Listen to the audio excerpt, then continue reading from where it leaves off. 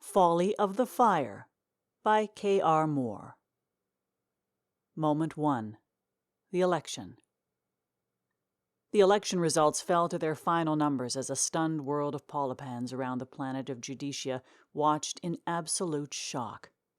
Otru, the mad politician that had won the position of court ruler in the country of Amay once before and nearly succeeded in burning it to the ground, had been elected back into power. The political party of the Tusks cheered as their campaign had succeeded. Most of them had no qualms of the dangers to rights of all polypans in Amay. The political party of Griffjacks cried out in despair as they watched, knowing all the death and destruction Otru brought forth in his first term as court ruler was about to be repeated, and even worse, in a senseless loop. Amidst those of the Griffjack party, Zune was the most devastated. The young, dark-skinned, pure blue-haired polypan just took in the results in despair, wondering how the people could re-elect a monster back into power. With his meek persona, he couldn't ask anyone and just stood there, shaking and pondering. Behind him, 5 Tusks smiled as their campaign efforts had succeeded. Moment 2. The 100 Decrees of Division. 100 days of despair followed the inauguration of Otru a few months later. Kelio, a proud Tusk representative, and his 4 partners applauded their court ruler as he quickly went to work, restricting various rights on work, careers, people's cultures, differences, and identities, next targeting the concept of free love. Otru's re-election was greatly supported by the Rise Amay to the Skies Again movement, started by Kelio himself, who was determined to help the Tusks gain power in the court over the Griffjacks to continue steering the country towards their strict view of freedom, and they succeeded. As he continued to celebrate, he heard a knock on his door. Outside was Zune, desperately collecting hundreds of signatures by hand to send to the government in hopes of increasing measures to restrict Otru's power before he plunged the country into a state of misery again and sabotaged global efforts on combating Judicia's growing solar flare crisis. Kelio just ruffles his red hair for a moment before closing the door in Zune's face, not even giving the opposing politician an answer with his lips. Moment 3. The protests. 1 solar cycle has passed since the election of Otru. As the dark void where his heart should have been intended, homelessness, hunger, violence, and more ravaged the once recovering country of Amay. The silky political and business suits that all polypans across the world don as a part of their cultural identity had become particularly woven and tattered in Amay. Food sources had skyrocketed in price, and those of good quality was too limited, leading to the spread of much disease and illnesses. Even sources of entertainment, such as books, motion pictures, and games, were becoming unaffordable, with the former also being subjected to bans and burnings due to the continuous opposing ideologies they supported. Kelio watched with uncaring eyes as his country began to crack. Moment 4. The rollbacks of generations. 2 solar cycles into Otru's second term, and many rights were rolled back. Die-hard, loyal Tusks supported their political party, even as Otru announced the construction and usage of work camps for the various groups that opposed him and his government. His first target was those that practiced free love and were forcefully separated from their partners and thrown into the prisons where they would be reprogrammed to a single practice of affection. The other countries from around the world watched in horror as Amay was plunged into the darkness so many had feared during Otru's campaign. The once so-called leading land of the world had descended into a country of broken dreams, minds, hopes, and hearts. As the head of the Rasa organization, Kelio, of course, showed his immediate support for all of Otru's actions, from the oppression to the threats of action against the other countries that condemned his administration's policies, determined that Amay not only needed to be the leading country of the world, but the only one that had such a potential. Kelio showed support for it all, same as his partners, even if somewhere deep, deep in the back of their minds there were faint embers of fear. However, like a future forest fire, they ignored them. Zune and many other Griffjacks began to grow very distraught at the sight of what their home had become, Distraught soon turned into hate, and hate soon turned into violence.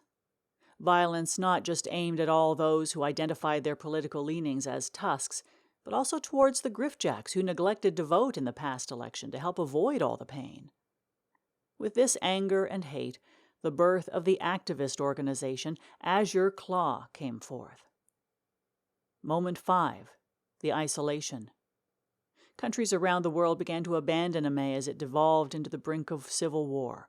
Otru's administration puts all the resources they have into stopping Azure Claw and vice versa with them.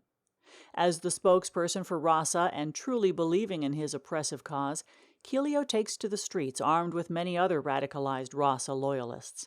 They had one mission on their minds: to kill anyone that did not align with Otru's agenda.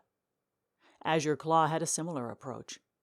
One of the leading heads of the resistance was a disillusioned and tired Zune, whose eyes were bleak and cold, the look of someone who had just lost their youth and would now do anything to regain the loving country they once had, even if it meant taking lives. With a blazing glaze of hatred, he marched up before his group and simply held up a picture of Otru. With a dry and direct tone, he instructed his organization to kill all Tusks, as they had become a danger to not only Amay, but the world, by not only supporting the dictator, but by having allowed him to get back in power in the first place. He then looked to the sky, eyes carefully gazing towards their unstable sun, lamenting at how all the avoidable fighting was keeping them from acknowledging the true threat. As the fiasco of leadership continued, several country leaders around the world forced themselves into communications with Otru, pleading on the good citizens around the globe for the country to realign back with the Solar Shield Act, an act created 100 cycles ago to defend the planet from the growing solar flares that inched closer to their planet.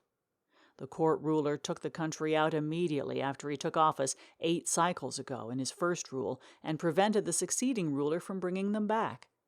Despite the heartfelt pleas of the other nation rulers, he belittled them all and announced restrictions on all their countries, goods, and products, saying that his country would be first and foremost. Moment 6. The Fire of Fools. Heat, flames, death. The worst came to pass. Despite the warnings from the other countries and scientists around the planet, the great divine flare of the 701st cycle became a reality and unleashed its wrath upon the planet, especially the defenseless Amay, which hadn't taken any precautions for about a decade. Otru's stubbornness and refusal to cooperate ignited the flames that torched the entire country of Amay, as well as the seas of the world, spreading to many other lands along the globe. World leaders came together and decided on 2 decrees going forward. A global death count of 3 million has already been calculated within 1 day of the flames ravaging the planet of Judicia. Second, any resources not being used to save lives would be geared towards declaring war on Amay, as it had fallen already long ago. Between the even more bloodthirsty Azure Claw and most of the other countries officially coming for his head for killing their citizens with his greed, Otru did what he did best, and looked after himself. Using his mass wealth to flee the country as the court he loosely swore to rule over burned down in the hellfire. The many loyalists of the Tusks do not even see him leave, and simply continue their civil war as well as fighting with the other countries.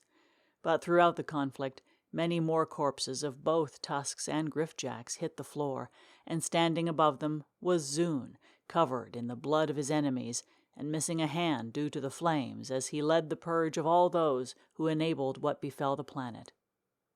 The young revolutionary had long targeted the 5 Tusks that started Rasa and sought them out carefully among the flames, wondering where they'd vanished when the devastation they'd long fought for finally arrived. Moment 7. Ashes breeze in the wake of a new world. Following another solar cycle, the last of the flames were finally extinguished, allowing Judicia to have a chance at cooling. However, the easily unavoidable death toll had reached over 12 million, with scientists estimated another few 100,000 inbound due to the toxic fumes that lingered around the world. The countries around the globe that waged war with Amé ceased upon hearing the one announcement the Polypan people needed at that moment. Otru was dead. The world leaders refused to believe it until a hijacked broadcast made their way to them. Zune stood atop a grisly mountain of corpses, both incinerated from the flames as well as mutilated by Azure Claw's forces. He held up the decapitated head of Otru, much to the cheers of Griffjacks and Azure Claw members everywhere. With a bloodied prosthetic Azure gauntlet that he used to finish the job, he raised a fist in the air. June declared that, going forward, Amé will never allow the foolishness that let fascism to ruin their world rise again. Any acts of bigotry or division will be punished by death, and they could join the pile below his feet. Zune dropped the head and tread down the pile of corpses, casually tramping over the faces of Kilio and the Rasa founders, who were all found dead amongst the flames they stoked. The world leaders with heavy hearts called off the war, with one watching as Zune and Azure Claw took the reins as the new court rulers in fear, pondering if Amé would ever truly rise again. The end.